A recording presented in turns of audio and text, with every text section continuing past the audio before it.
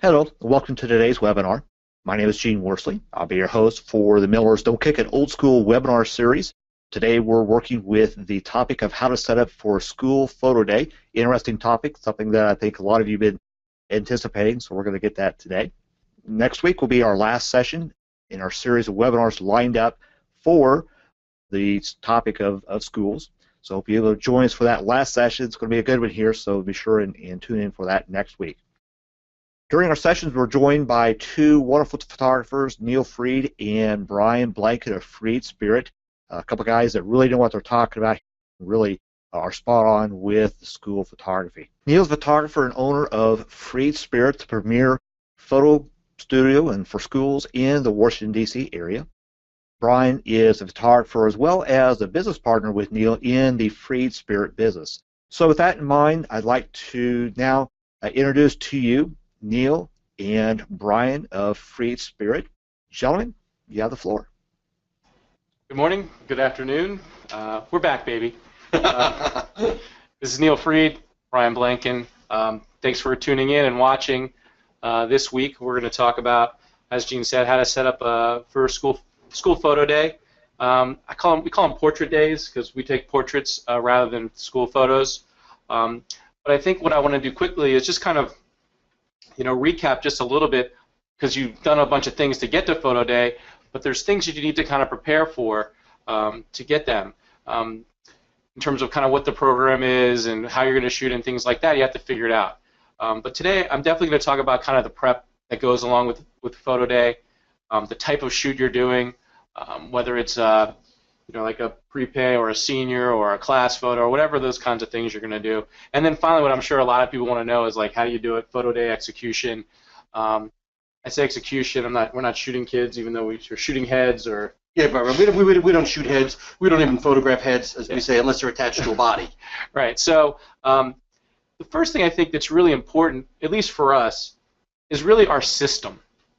I think Miller's is a great example of that. I mean, their system is they're really true to their system, and no matter what time of year it is, they can deliver. And I think you have to have a system that really, I want to say the holy grail, but it really is kind of like you have to live inside of that system.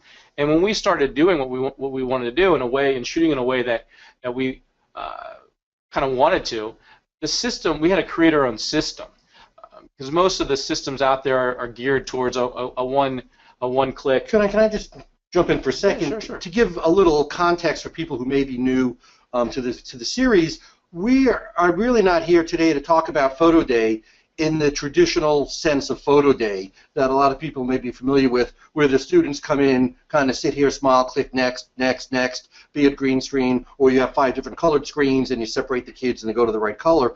Because what we're interested in is doing portrait quality portraits on photo day, which means being able to do a higher level of photography where the student has more fun, enjoys the session itself, gets to feel special, gets to feel like a model, and we end up with, whether it's 1 picture or 20 pictures, depending on the program for the school, but we're really looking for a different kind of experience and a different end product.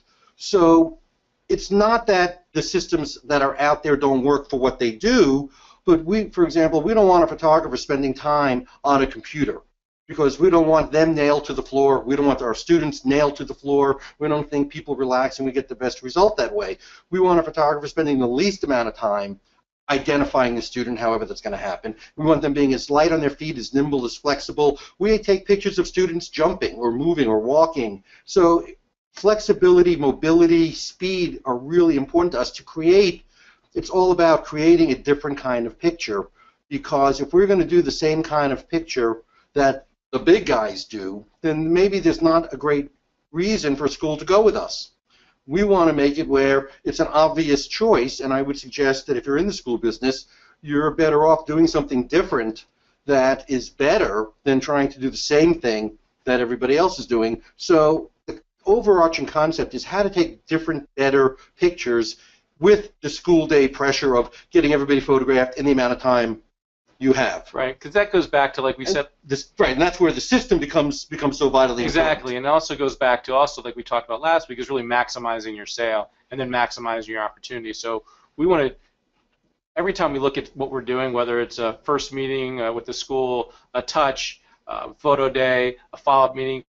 We want to really maximize that opportunity that we have to be in front of the school or be photographing, whatever we're doing, so we can either get a better relationship with that school, have us more entrenched in that community, or maximize our sales and watch that. So kind of all those things kind of, I think Neal probably said this before, everything that we do is about retaining and keeping our school or getting another school that we do. So when we look at our business, whether we have a $5,000 school to us or a 10 or 15 or 20, whatever that number is, we look at, even though we don't have 10-year contracts, we look at all of our schools like they're on a 10-year contract. So if you made, I was talking to this photographer this morning, I said, if you looked at your piece, that school, as if it was a $300,000 piece of business versus a $30,000 piece of business, you may look at that school and what you're doing and how you're treating them a little differently. So we kind of try to, like everything we do, just take a little different perspective, a different approach that the other guys aren't doing to help differentiate ourselves even more.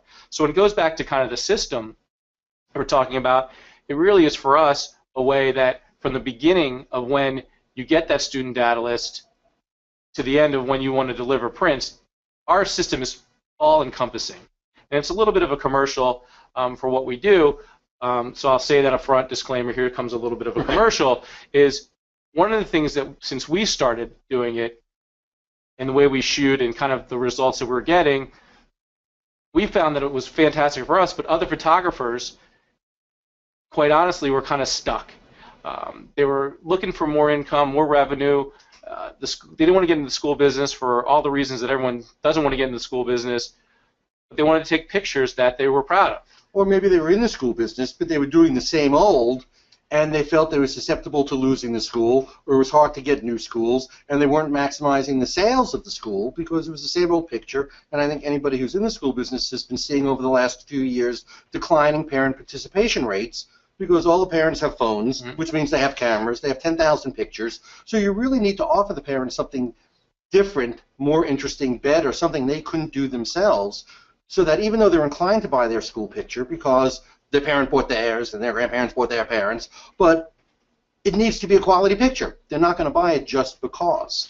Right. So when we do that, so our system really is important to us, and how it works is when we get our student data list, one of the things that's really important about Photo Day is that we want to spend most of our time engaging with the kids, taking pictures, not figuring out who they are and how they're going to match them up. So our system, actually, believe it or not, we create QR codes that our photographers use on their phone. So it may take 5 seconds to find out the right kid. What's also magic about that is that the kids can come in any order. Or if a staff person comes up and you need to take their picture, it doesn't screw everything up. We're not handing out papers. We're not doing things. So we've streamlined that process because, of course, I'm sure Gene's going to get 80 questions on how do you do it. And I'm going to tell you how you do it, but there's a lot of little things that add up that enable us to do it the way we do it, so we can get multiple images a kid. We can get more engagement. We can have more fun, which results in more sales. And we can take better care of the school. We had a scenario once at a school where there was a preschool attached to the school, and when they sent the student data list, they forgot to give us the preschool students. And all of a sudden, they're showing up, and there's no, if you will, camera card for the preschool students. Well, they emailed the list to the office, and within 5 or 6 minutes, the photographers at the school were downloading the new PDF to their phone. And what could have been just a catastrophe of us photographing and writing the names or having the school admins have to identify every student, within 5 or 6 minutes, problem solved. Now that becomes, not only is the problem solved, so that photo day goes well, but what are the chances of us losing that school? When we can cover up for a mistake that they made totally seamlessly, and then everything flows just the way it's supposed to. I mean, that's a school that, and we're not perfect, we make mistakes, but are they going to give us a little leeway if something goes wrong on our end? You know, you bet. Yeah, I mean, that's the way to really get that admin person, your fan for life, is to really save her from herself in a way that could have been a mistake where she's got to go to the principal and tell them we need to do a makeup day because, you know, I didn't get the list of them right away. We're saving them. So the value there is really unbelievable. Like, so also we're shooting, like I said, non-tethered. We want that, like Neal said, we want that freedom. the real-time updates that we can do on the fly when things have a mistake or the list isn't done correctly. We can make those adjustments and have them. Or has anybody ever been told the kids are coming down in class order, and you get everything in class order, and then they come down not in class order? And now how do you find the camera cards, and how do you get them into everybody's hands and still not have it look like everything's out of control and you're not going to get done by bus pickup time? Which also works well when you're doing some of our schools, the upper schools. The kids kind of roam in when they want to come in, and there's now when they come, it doesn't matter what's your name. Click, look it up, and then you're shooting. So it saves us an immense amount of time. If you save yourself 5 to 10 seconds a kid, and you're shooting a school of 500 kids, I mean, I'll have to take my shoes and socks off the count, but it's a lot of seconds, which results in probably saving a whole class time of shooting. To do that. And schools don't care about that, how long it takes. Right. No, they're never worried about being on time, how long it takes, how can you get done on time, not waiting, parents getting back to class. So those are really a lot of issues. So I guess the bottom line is you want to have a system, be it whomever's, ours, who that, but you really want to have a system that supports what you do. You don't want to be shoehorning yourself into a system that doesn't support what you do. Right. So that goes. So then, kind of once you have a system, you have to figure out kind of the right approach for that school. And a lot of people, like what we do, like Neal says, is outdoor or multiple pictures and things like that. That's a lot of what we do. But we do prepay. So I don't want to say that. In fact, I was talking to that same guy I was telling to earlier. He has a prepay with a fantastic average of, I think he's at a 90% participation rate.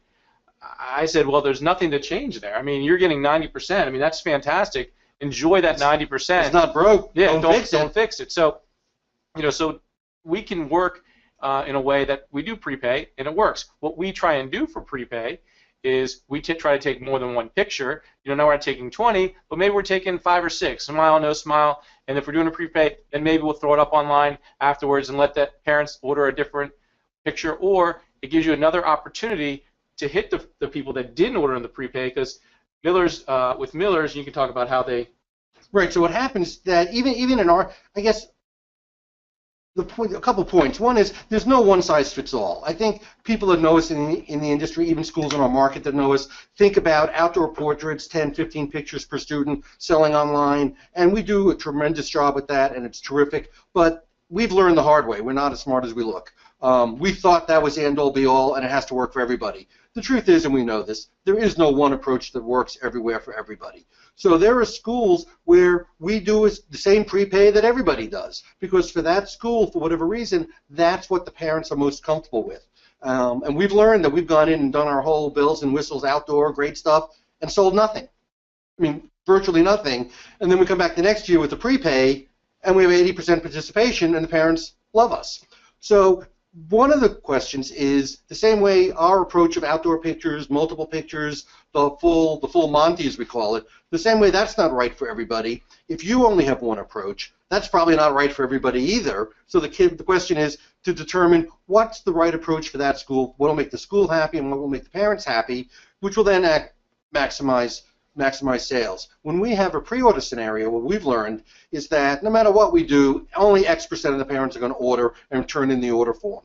But we want every student, when the pictures come back to the school and they're handed out, we don't want little Sally sitting there not getting a picture or getting an envelope when everybody's getting an envelope. So what Miller's does for us is they print a flyer that says it's not too late to order with the link and a password. So if people have ordered, their students get the pictures in the envelope. Everybody who didn't order gets the exact same envelope, and inside it's got a flyer that says it's not too late to order, and and the photos are online. So if we've taken 3 or 4 pictures, they're all online. It's amazing to me how many parents did not take the time to fill in the order form, and if they don't fill in the order form and order before picture day, now they have to pay shipping, and they get charged tax above the picture price when it's built in on a prepay. But we have schools will bring in almost $5,000 after the fact with people going online because of the it's not too late to order flyer. So even if it's a prepay scenario, we don't want to have just one picture. We want to have some choices, and we know that anybody who doesn't order by photo day, chances are they're going to order after photo, and we're fine with that too. We love that orders in our world come in all year. Substantial orders come in all year, not just not just in the third quarter based around photo day. Yeah. One of the things also we look at is what kind of program we do versus a fall program versus a spring program. In fact, yesterday we were chatting and we were talking about if you should ask yourself this question: how would you, I could choose any program you'd want? Do you want to do fall prepaid? Do you want to do how would that look for you to maximize your best opportunity? Are you doing classes? Are you doing classes as part of photo day? You want to have a separate class day with a separate sale opportunity? Right. Are there seniors? How is that working? You can do that. So for us, we look at what school, and this is like I would say what we call a good school. Not the best school we have, not the one that's, the one that you always have, the worst school that does nothing, and the school that order everything and then some. If every school was like that, we'd all be in Hawaii. Exactly. We wouldn't be talking, and you wouldn't be watching. Exactly. So, but your bread and butter, really good, solid, as we would like to say, a 7-8, really great. A public school. Great school. Just solid. So we feel that we would do our full Monty, our outside look, multiple pictures, online ordering in the fall, and then do class photos in the spring. So that's, if you asked us, that's kind of like what we think is our standard. That really worked for us. Because we don't want to feel like we're selling to the parents all the time, because then they get annoyed. We want to maximize our opportunity in the fall when most people order. We want to staff it appropriately so we're not overstaffing and spending too much money on our costs. But at the same time, giving ourselves a chance to sell class photos, individuals, and then having another bite at the apple again. So, but that sometimes doesn't work, and sometimes what the school does. But that's what you should know. And sometimes it takes a year. Like I always say, our first year we try. Sometimes we miss, but we then adjust what that program is to do it. So I always say that, and Carla and I were talking about this yesterday, and we were discussing what's the best approach. Well, we can argue all we want about what we think the best approach is until we finish that second year and do it the way we think the right approach is. If that works in terms of the dollars and the participation and the averages, then we can sit after that second year and go, okay, this is the right program, and this is what we have to do to make it work. So, and we always start with, when we're new to a school, we always like to start with, what are you used to? What are you doing now? But it's amazing how unknowledgeable, if that's a word, often the school people are. It is today. Thank you, or at least for now. How little they really focus on what's going on. We'll walk into a school and they want us to work with them, and we'll say, well, what's your current program? And they'll have photo day that takes place over 3 days. And I'll ask them, well, does that work for you? I mean, the interruption, the scheduling, you have 3 different photo days. Half the time the parents dress the wrong kid on the wrong day for photo. I mean, just a lot of problems, as you all know. And the school will say, well, no. If I didn't have to do it, I'd love to not have to do it on 3 days. And we'll go like, well, then why don't we just do it on 1 day? And it's easier for you, and it's easier for the parents, and it's actually easier for us, and we kind of get in, get out. Well, they love that. Or they're doing pictures in the fall, and then they're doing pictures in the spring, and maybe it's a spec program in the spring, but they don't really like that because they've got to track who's paid and who hasn't, and not a lot of kids do it, and then kids are left out. So we often start with, well, what are you having now? What's your program? But is it working for you? And very, very often what they're doing isn't working for them, and we're able to come up with a better program that works better for them and works better for us. Yeah, I think that one of the things that we realized early, but not early enough, would be that you really have 2 clients, the school and then the parents. And coming from, quite honestly, coming from kind of our social, real photography type background, we always put the parents first because they're the ones buying, they're the ones spending the money. They're our customer. Right. So we in the school we didn't put them in front of the parents. Well, we learned that quickly, but no, I guess not quickly enough, which didn't kill us too bad, but we were still here, so we survived. But in a way that now we really treat that school first. If the pictures take an extra 2 days or 3 days, but we want to make sure we get that admin CD to that admin or whatever, we're really putting that school first, because once they get exactly what they need, they're fine. You can take an extra day or 2 to get things done for the parents. So the one thing to really remember is there are 2 clients. That school really is that client, and having the photo day go well and all those things, every touch, to their eyes, like Neal said, they think everything's great. They forget, because we go into so many schools now, and we're like, well, what are you charging before? What's the package? They have no idea.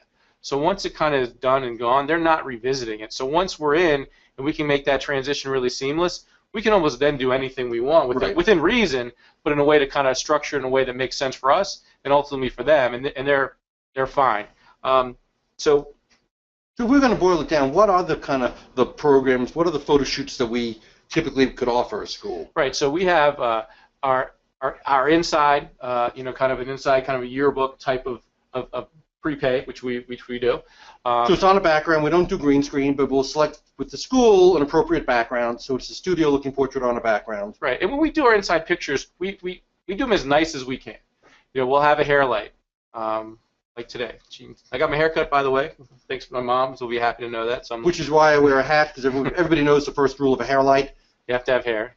So we couldn't go blow the hair light off me, so we have a background light, and then we have kind of a main and a fill light. So there's no magic in terms of what we're doing, but it's just a way, like, look, we just want to take nice, clean, consistent pictures and do that. So that's kind of one program. We'll do our outside.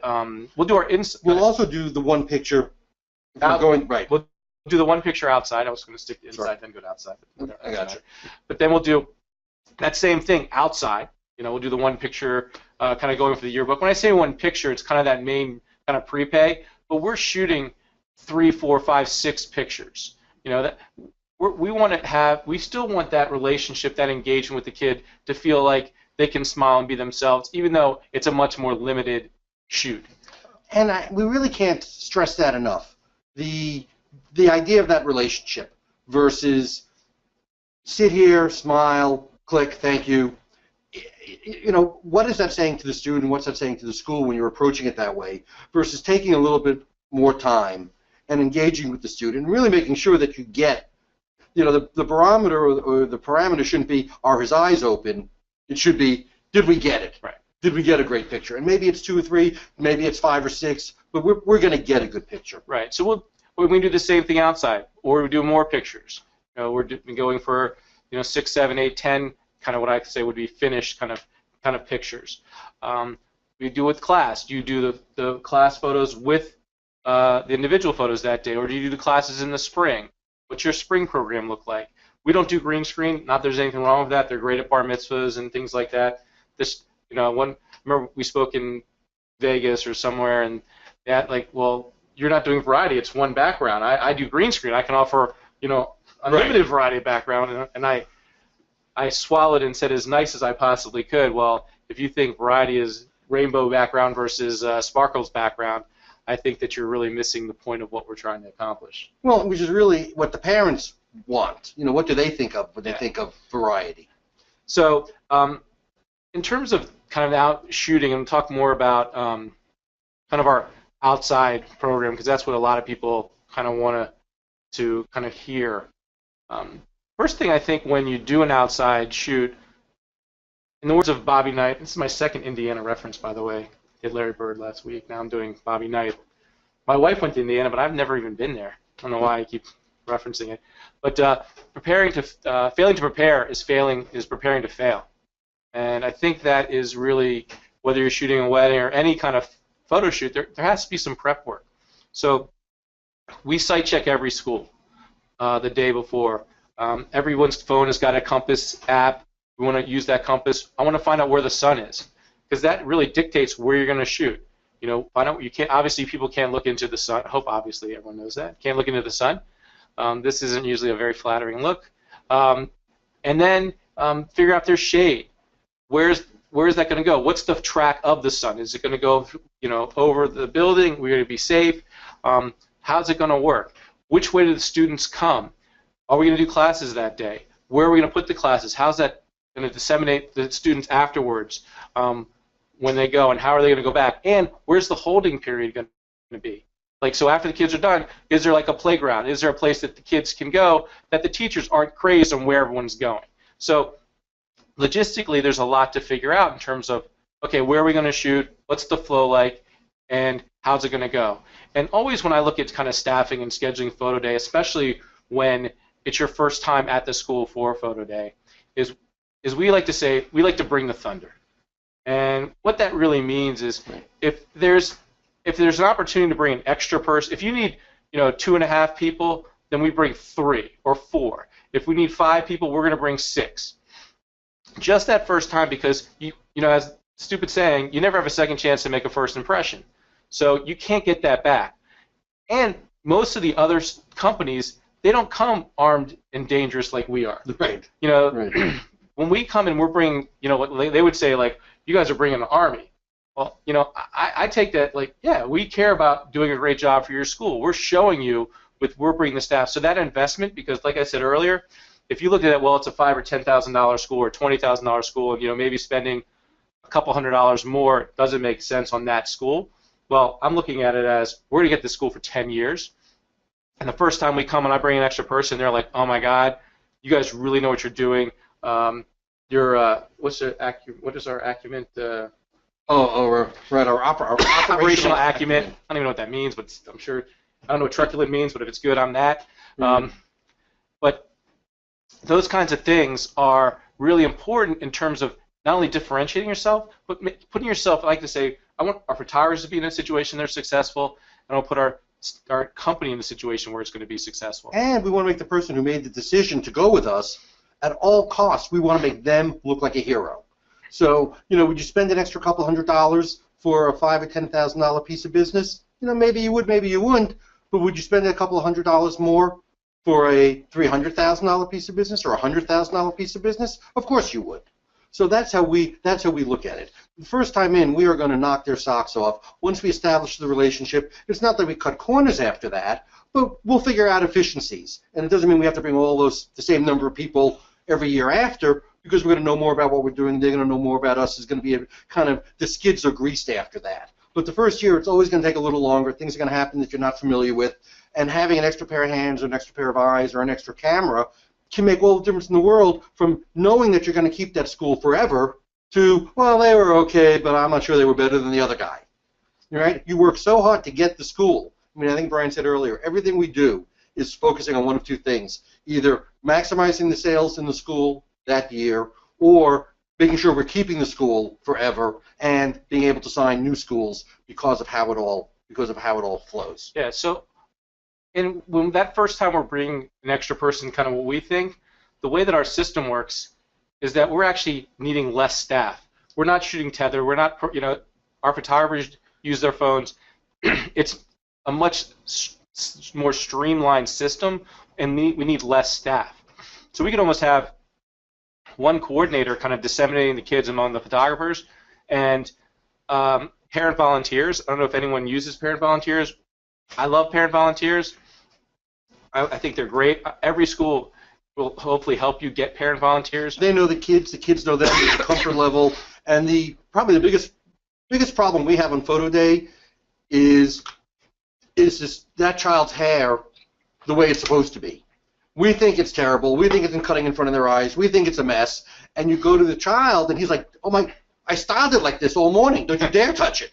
So if there's a parent volunteer, it gives us cover for when the parents call up saying, how come you didn't comb my kid's hair? The answer is, because you wouldn't let us, because Sally, who was there, who you know, asked your son, and he said he didn't want his hair touched. Right. It also saves you the trouble of, like, touching and handling kids, having someone else. I mean, obviously in terms of just, you know, safety and, you know. And make sure you take very, very, very, very good care of your parent volunteers. Yeah. So we have 7 packages. Our top package will retail for, depending on the school and what have you, is either anywhere from $75 to $125. And automatically, if a parent volunteer comes and spends the whole day, we give them a gift card good for an A package. So there are people who volunteer just because they like to volunteer. There are people who volunteer because that makes a difference. Then they know they can get, you know, the $125 package for nothing because they spend a few hours at their child's school that morning. Right, and I tell the school and the parent volunteers, if someone's going to come to watch their kid for a half hour, I say nicely, they're not really good for us. That's not a volunteer. Yeah, it's not a volunteer. They can come, but that's not really what I want. And I want people that are going to work a minimum of 2 to 3 hours, and then it's going to be worth them. And I tell them when they show up, I say, we want to get your information because we're actually going to pay you for the shoot. We're going to pay you a gift card to get pictures, which really means I get to tell you what to do. And nicely, but most times. But they laugh, and then it's true. So here's how it's going to work, and then they really work. So it saves our staff, our scheduling, and they know the school. So that just really works. So if you're not using parent volunteers, I would really stress that that's a great way to kind of make it work on a lot of different levels. Plus, They're salespeople. When I'm working with a parent volunteer, I am doing every shtick I got. I am joking. I am showing pictures. I am selling. I want them excited. I want them telling all the parents, especially the first year, because they have no idea why it's going to be different or even if it's going to be different. And telling the school people how amazing we are. Right. So I want them kind of being our advocate. Everyone's always looking for inside salespeople. Like I said, we're always doing everything to maintain with our school or get another one. This is just another click of like selling and getting those parents excited, calling their friends and saying, wow, you guys are really going to love the pictures of you. They're so fun. They're great. The kids loved it. Just selling. So that's really important about parent volunteers. To back up a step, I know people ask this question about how we do it outside. You know, we started doing it in a way that kind of how we did all of our portraits, and whether it was a wedding or a family portrait or anything, we use, you know, Zoom, the 7200 2.8, which you don't really need a 2.8 because it's hard to shoot a 2.8 in the sun outside just because of sync speeds and things like that, whether your camera. But generally, most cameras will sync it to a 125 to a 250th, anywhere in there. So let's just average it out and say it's 160th. You can shoot at f5 or f5.6 on a regular lens, and look, we're taking school pictures. You know, so it's going to be sharp enough. It's going to focus fast enough. But if you're racked out to 180 or 200, now you've got a picture that's a portrait. You've got a picture the parents can't take on their phone. That has a look. It's got a look. So we want to create pictures that, you know, I used to say this all the time when we shoot weddings, our photographers, you know, when they had the Instamatic, no, I'm dating, I can't believe I'm saying this. When they had the Instamatic cameras on the tables and they would go around and take the pictures, they're all 10, 15 feet away. You know, we want to take pictures that don't look like everyone else's, because if we could do that, then what's the point of us doing what we're doing? So we want to take pictures that really have a feel, a look, have expression, and engagement. So we have our camera with we use off-camera flash. In fact, I just bought this yesterday, a thing called a cactus. It's not a plant, apparently. Right. It's a flash system. Has a little commander transmitter. Thank you. As well as a flash. They're wireless. They work together. You can control it. It's basically a speed light. I think it cost me $200 for both. But I mean, not to do a commercial for Cactus, there are other companies that make the same thing. But you don't have to. You know, we're obviously shooting, or we're shooting in the 35mm format, Nikon or Canon. You don't need the Canon, you know, $800. What is it? The 580. Or the Canon 600 flash. The 600 or the SB900 Nikon for $400, $500. These little flashes for $100, and they're remote control. Not only does the transmitter trigger the flash, but you can change the setting, the power setting from the transmitter, and it actually, believe it or not, works better if you're a Nikon person, which I am. Nikon has their kind of infrared, but if outdoors it doesn't work at all, and if the flashes, they don't put the infrared sensor in the middle, so it's got to be on the right side. Or anyway, these little Cactus things just work 100%. We put the flash in manual. Working outdoors, do not believe the ads of the camera companies. The cameras are not as smart as they want you to believe. The flashes are not as smart as they want you to believe. TTL on camera is going to just give you a flat, pasty look. It's not going to nail it exactly right. If the background is a little light or the background is a little dark or you have a side light somewhere coming in, it all impacts the processor in the camera and how much flash it's putting out. So if you get your flash off camera on a light stand and you're in manual, you're getting the exact same amount of light every time. You can look on your screen. You'll know if it's right or not. If it's not, move it in a little bit or move it out or adjust it from the camera if you have the Cactus kind of thing. Most importantly, you want your flash off camera. If you happen to overexpose it a little bit and you're off camera, it actually, believe it or not, is going to look almost like sunlight. The person's a little bit in direct light. Versus if you're on camera, you're getting that pasty, just pasted on kind of hateful look. And I know, Gene, speaking for Miller's, you guys just, I mean, you guys hate that look because there's just no way to make a print that's going to look nice and look natural. Yeah, because to me, portraiture is about the eyes, and I want to see that pop, that contrast. It makes for a 10 times better print when you're using just a little bit of flash to figure out. So shooting the manual flash is really important. I think there's some tricks to do that. You don't need to use full power. We're shooting outside to have it look great, and you have to find that point of like what your taste. This is kind of where the art and science kind of meet of how much flash you like. I mean, if you're all I can think of is Bill McIntosh. Another. I'm dating myself again. Boy, you old. I know. You're Bill catching up to me. I know who. I'll never catch you. Don't worry. Bill McIntosh, who like would overflash, or some would say overflash, and use the flash as a main light, and his background would go dark. Now, I'm not saying that's a little more extreme for what we're doing, but sometimes people want a little bit more flash or a little less flash. Whatever that taste is for you is figuring out kind of where the sweet spot is for you. But now we're taking real pictures. Once that's in the setting and there are flashes there, now it's about having fun. I tell our photographers all the time, I want you here engaging the subject, not in your camera. When you can get here, now you're having a conversation. Now you're engaging. First of all, you're having more fun. You're taking better pictures. That subject is more engagement. That's what it's all about. Like, photography happens here, not here. You know, so if you can eliminate a lot of the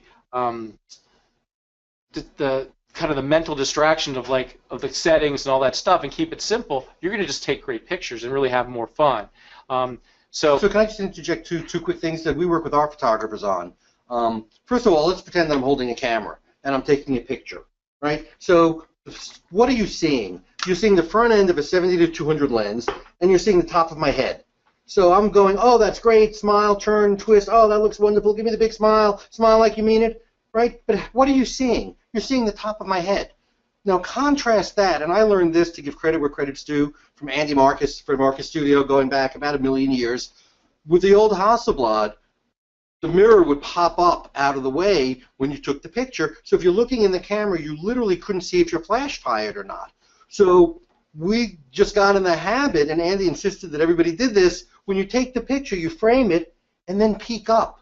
So if I'm taking pictures, hey, that's great. Oh, that's great. Turn the other way. Give me the smile. Now give me the real smile. How different does that feel versus, oh, you look great, you look great? I will tell you, it makes a difference. And if I'm looking at the person and they're looking at me, now there's an engagement. And now there's communication. And we're going to get better pictures.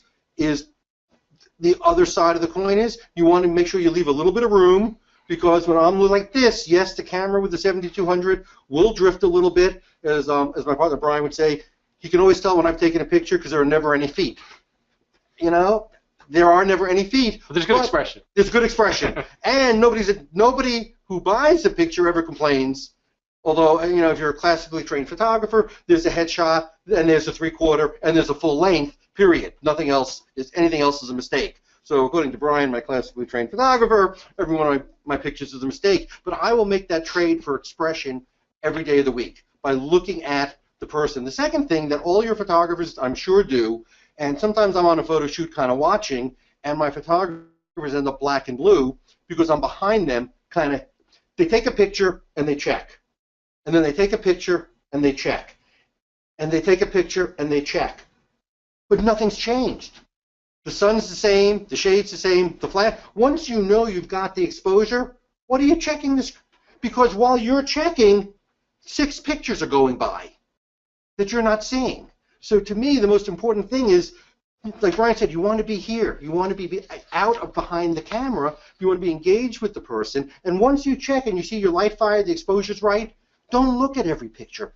Watch your subject, because they may do something that, you know, I love this. Sometimes I'll watch a photographer, you know, I'll be at a wedding as a guest and they hired somebody else, and the photographer's got these people. Okay, everybody, on 3, give me a big smile. 1, 2, 3, click. And they'll do that again and again and again.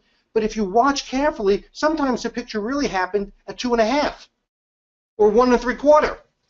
And if I'm there and it's one of our photographers, I'm nudging the guy. Take it when it happens. And sometimes we'll say the same thing. Okay, on 3, 1, 2. But if it happens at 1.5, you better believe we're taking the picture at 1.5. And if it happens again at 2 3/4, we're taking it at 2 3/4. There's no magic to, all right, on 3, 1, 2, 3. Because what that's going to typically get you is the cheesy 3 smile. That's not really what we're going for. That's not what the parent really wants to see. So if you can get your head out of the viewfinder, and if you can also get your head out of the screen, what they call chimping, and spend your time with kind of engage with the student, we find that we're going to get better pictures. Yeah.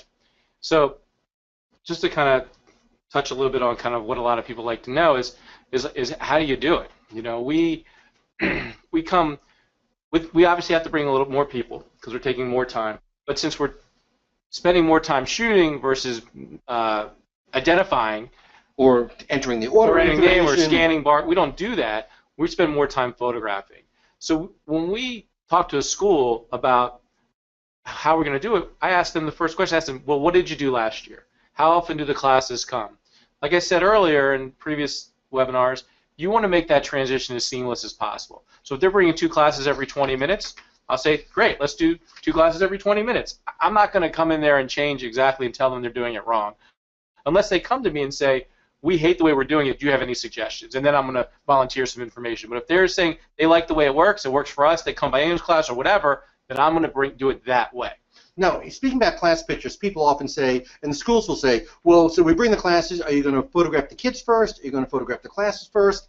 And I don't know what you all feel. I will just tell you that from our perspective, what we've learned is that it works best for a variety of reasons to have the class come down and do the class photo first. And what we do is, again, it seems like everything in this business, if you can back up one step, you can always solve the problem. So we tell the teachers, have the class come down in size order. Okay, we don't want them alphabetical because we don't have to worry about handing out the cards. We want them in size order, and we're going to do the class picture first. So what happens is the class comes down, they're in size order, and we can start positioning the students because ideally, not only do we want to make sure that we can see everybody, but we want to go a step beyond that. We want to make sure that there's somewhat of a triangle effect to the class photo. So we're going to put the tallest kids in the back, middle, and then we're going to be spreading them out from there. And if the class comes down in size order, it's very easy to very quickly get the class positioned in a way that they look great and that you know that you can see everybody. So we do that, we take the class picture, and then if we have 2 or 3 or 4 or 5, however many photographer stations we have, we know we've got the class looking good, then they leave, and then they get spread out to the photographers. So there may be 4, 5, 6 in a photographer line, not more than that, and it goes really quickly. While that's happening, now the next class is coming, and they're in size order. And then they get positioned nicely. And because of the way we do the QR codes to identify, it doesn't matter which kid goes where. They don't carry a piece of paper. We don't have to find the piece of paper. They walk up to the photographer. They do a search on the phone. Up comes a QR code. Click, click on the phone. Literally 2 to 5 seconds max, and then we're photographing the student. And it just flows, and taking time away from entering orders and scanning and being tied to a computer and is it working and rebooting and the camera's not communicating because Nikon and Canon have not figured out how to put the little USB connector in a way that it's really solid and you can really plug a cord in that doesn't jiggle. So we just want to move all that extraneous stuff out of the equation so we can move it efficiently, but also have the time we want with each student. Right. Not to mention, it's less of an investment. Less Right. computers, less cords, less work, less carrying. Times every photographer. Yeah. So I mean, how many schools can you do? You're limited by the equipment.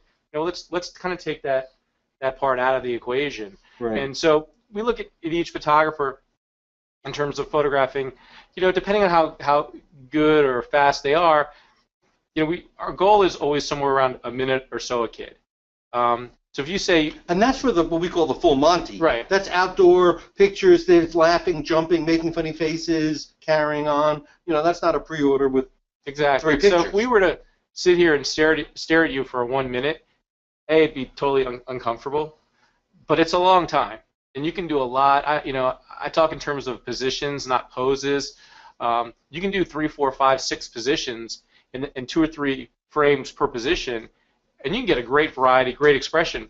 Because what I always say is that one of those positions is gonna work for that kid. Right. You know, maybe the stand there is not gonna work. Maybe the crossed arms is gonna work. Maybe you get them to jump. That something is gonna work. That's gonna hit that kid. And while you're doing the positions, if you can have them a little bit one way and then a little bit the other way, then automatically you know the parent's not gonna call. Well, didn't you notice well, maybe we did, maybe we didn't. But you can just kind of build into the system. You get them a little bit one way, you get them a little, even without changing position, they can change expression. Right. So then not to mention horizontal, vertical, cropping in tight, working fast. So we can get a variety of images in a short period of time. So if I'm looking at 30 to 40 kids an hour per photographer, and I look how much time I have to work, then I really can just do the math and figure out kind of how many people I need. You throw in a parent volunteer. We have what we call a coordinator, who really works between the school and the liaison between the school and us, making sure that the classes are coming on time, or know who's coming next, telling the photographers how we're doing, putting all that together, and then making it run smooth and working with the parent volunteers. So our staffing is kind of tight, even though we do bring more people, more photographers. We feel that the investment in terms of bringing extra staff and having extra photographers pays way more dividends, spending a couple $100, even if we're spending $500 more to double the national average, if not more, and have a higher participation rate and a buzz, and then be locked in the school is well worth it. And I can only tell you is that because it works, and it has. Right. And we're at 120 schools or whatever the number is. And right 5 now. years ago we had 1. Yeah, we had 1, and we weren't sure if we even wanted 2. Right. But so now, and schools are now calling us, and it's a very flattering kind of position to be in. I mean, we definitely have to work for our business, but it's definitely, as we're going, it's getting easier because people are looking for different things. People are looking to be different. But just to kind of wrap up, and then I'm sure Gene's got a ton of questions that we were kind of didn't really talk about, because there is a lot to talk about in terms of kind of how to set up for photo day. But in terms of the pictures, I think people get caught up in that they're intimidated by outdoor pictures. They're intimidated by using flash outside. Where we would argue, I would argue, Neal would argue, that Well, a few times we'd be on the same side of an argument. That's true. We would not be arguing together. We would argue with whoever else would want to argue, is that outside pictures, I feel, is somewhat actually easier than doing inside. I mean, just today, I can tell you, I'm sitting on this stool, and I have the viewfinder so I can look at myself, so I can remind myself not to slouch. Like, so you have a kid who comes in, they have to slouch. They can't sit square. They're turned. Is their head turned too much? There's 1,000 things that they need to figure out and do that the photographer has to see. And if the photographer doesn't see it, it looks bad immediately. But outside, the kid stands, puts their hands in a pocket. We have one flash off camera. You're rolling. He can look bad. Yeah. So the limited and they have to be they can be in a 3-foot radius. If they're close, they're going to be fine. So they don't have to be we don't use the feet and they have to stand in the feet. We don't do that. We try to treat the kids like the way that I would want to be treated, or I want my kids to be treated, and have fun with them. Like, I think the key thing is, obviously we want to get our yearbook picture. No question about that. We need it for the school. We need it for all that. But then let the kids be kids. If kids want to make faces, let them make faces. I tell them all the time. And this is how I negotiate with the kid. He goes, well, can I do this? I go, absolutely. Let me do mine first. And I do mine, and they're like, great. And then they smile, and then they're doing whatever they want to do. As long as they're not, flashing gang signs and insulting people, I'm okay with it. Let them have fun, because I want them to feel good about themselves. And this is one of the things that we sell on to the school is we want those kids. Like, if I think of it, everything I think about as a school is I think about my kid. I have 11, 5, and 4-year-olds. So I think of if this was my kid, how would they feel? And one of the goals, and this is a big thing with Neal, if a kid can leave school and just feel good about themselves and have some self-esteem, then they can almost accomplish anything. And so if that photo day contributes to them feeling great about themselves in a little way, and that adds to their self-esteem and it makes them feel good, then you know what? We've done an amazing job. We're not curing cancer. We're not solving the problems in education. But if every student can be a star for a minute or two on photo day, it's not nothing. I promise you, it's not nothing. And people notice.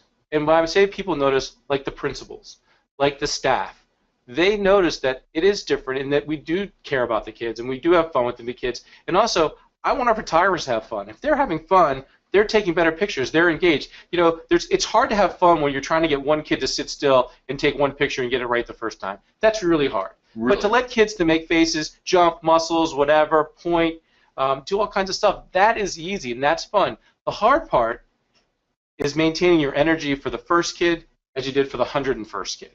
That's the hard part. But if you can do that and keep that energy going and have fun, then that's gonna carry the day. I think we're done.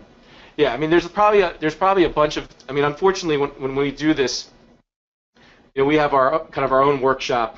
I spend about a day and a half talking about how to take pictures and metering and the distance and the flow and all. So I didn't want to get that detailed because it's kind of hard to kind of do that and get to all the stuff we wanted to get to in 45 minutes.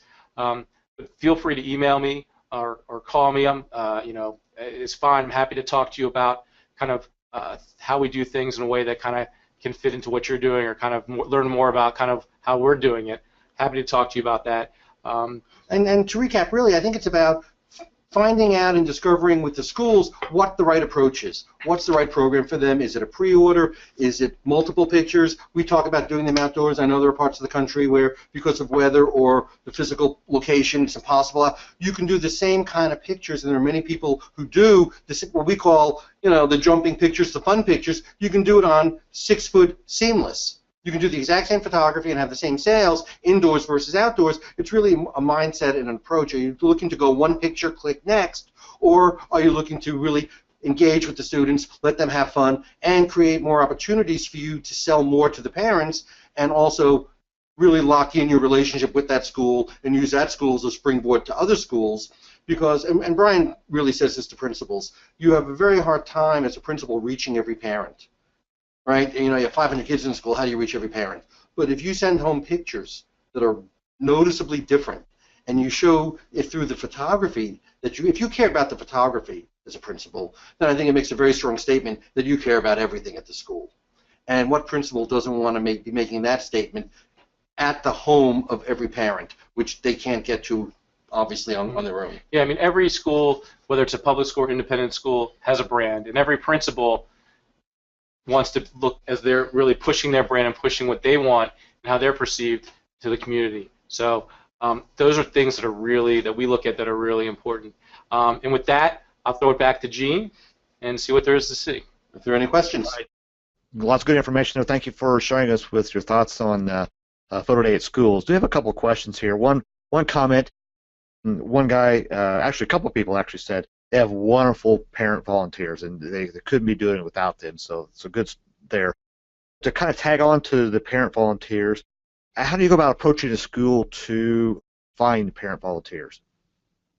I mean, we just have the admin put it out to the PTA and say, here's Photo Day, we're looking for a handful of volunteers. We tell them how many we want. We don't want 50 volunteers. We have schools where the biggest problem they have is limiting and selecting the volunteers. But what happens is principals and admins know. There are schools where the parent community is involved, the moms don't all work, and they have parent volunteers. There are other schools, unfortunately, where they know they're not getting parents to come in the middle of the workday. So that's kind of a black and white issue, and if you ask the principal, the admin, they know right away if they're a school where they're going to get volunteers. The best thing to do is have the admin reach out to the PTA, because that's just another way to make sure you're more entrenched with the school. Obviously, your admin loves you, but you want the PTA loving you as well. Okay, good information. Going back to kind of some mechanics as far as the actual photo shoot, with your off-camera flash, are you using modifiers? Are you shooting with tripods? Talk about that a little bit. And I also want to talk about some QR codes here a little bit later. Okay, so we don't, like we said, we don't shoot tethered. We don't shoot with a tripod.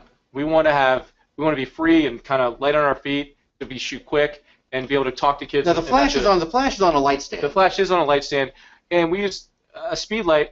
We don't use umbrellas outside because they'll blow over.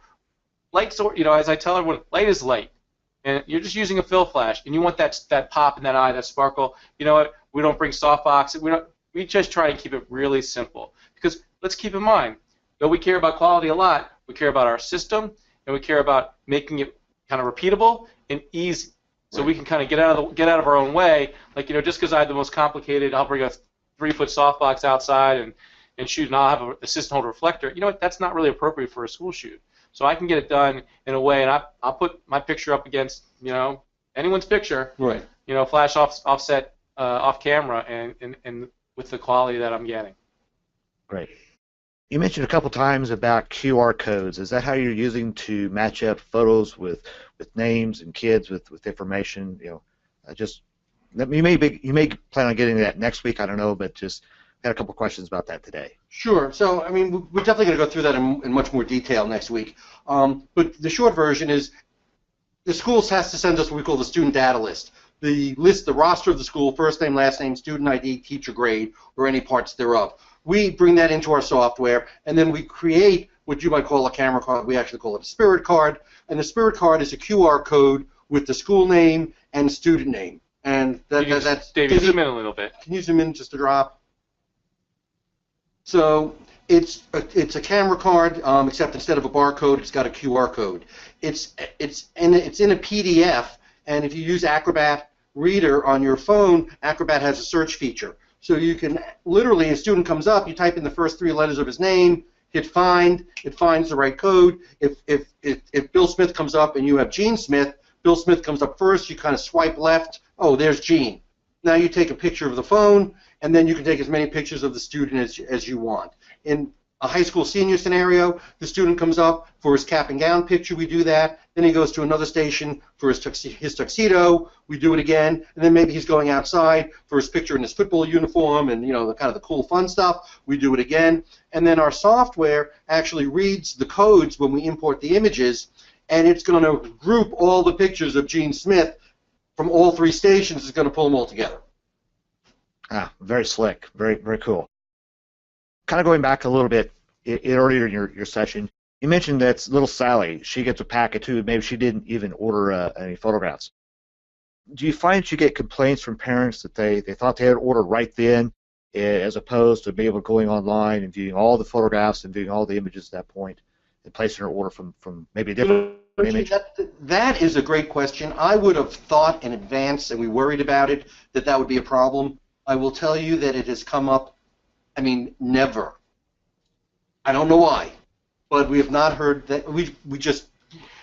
Doesn't come up. We don't hear the picture that we picked. They don't like it. They want to use this other picture. We thought that was going to be a huge problem. We had to come up with a policy beforehand that we're going to honor giving them the picture they want, and we're going to eat the expense, because that's how it does. I don't know why it doesn't come up. That falls under the guise of if that's something to worry about something else, because that's not the problem. Right. What you worry about, it doesn't happen if something else. Great. But yeah, I don't know why. And we're in a very demanding market. So it may be different elsewhere, but the D.C. market is a very sophisticated market. It's got the highest level of college-educated adults in the country. They tend to be demanding, and yet that issue for us is a total non-issue. Cool. Okay. One last question. You guys said you go in before the photo shoot, kind of do a survey of what you've got on the grounds and everything. So that means that you're having several photographers there. You're having to pick out several different location photographers to shoot at. Is that a challenge? Is that an issue sometimes? Yeah, absolutely. I mean, it's definitely the most challenging part of shooting is kind of where you're going to shoot, and having multiple stations. Whether you're having, generally when we shoot outside, we have anywhere from 2 to 6 stations, depending on the school. We'll do 700, 800 kids in a day, not a problem. It is definitely worry about the flow. We look for trees.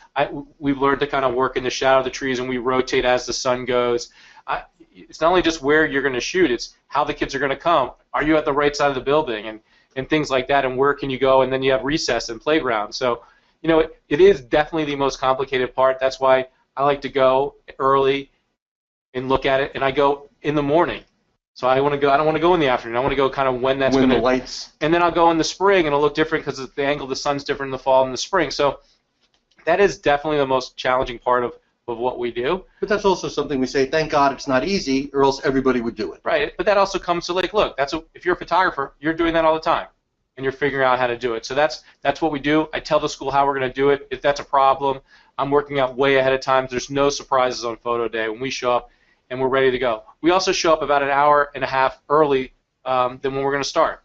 That's just our policy. We want to be ready, have our stations go, clear on what everyone's doing, and set and comfortable with where they're at. Sounds like a lot of work goes into pre-planning, so it pays off in the end. It does. Absolutely. Anybody in the school business knows we have a saying, everything is a thing. Nothing related to schools happens by itself. And if you can back up one step and deal with it there, every step later that you deal with something is a multiplier of 10 times harder to fix it or get it right. So we want to be dealing with issues as early in the process as we possibly can. Okay, well, we'll leave it with that. We'd like to thank everyone for your attention today. Appreciate all the great questions. We've got some more that we'll be sharing with Bryan and Neal. As we wrap up here, we'll be sending in the emails of those over to them. If you have a question you come up with later on during the week that you think of, here are Bryan and Neal's email addresses. Please feel free to contact them. They've had lots of great questions come in, so they're here to help and answer those questions for you. So I appreciate them for doing that, and it's a great resource for you to be able to have that available to you. I would just like to say thank you for attending today's session. We appreciate it. We have one more session coming up next Thursday, noon Eastern Time. Be sure and join that. We're going to take a look at some workflow issues and go and kind of iron out some things and wrapping up from our sessions. So if you haven't registered, please be sure and do that for next week. You don't want to miss that one. We would like to just say thank you for being here. Thank you for all the great questions. We appreciate it. And once again, thank you for choosing Millers. We appreciate it greatly. Gentlemen, thank you very much. Thank you, Gene.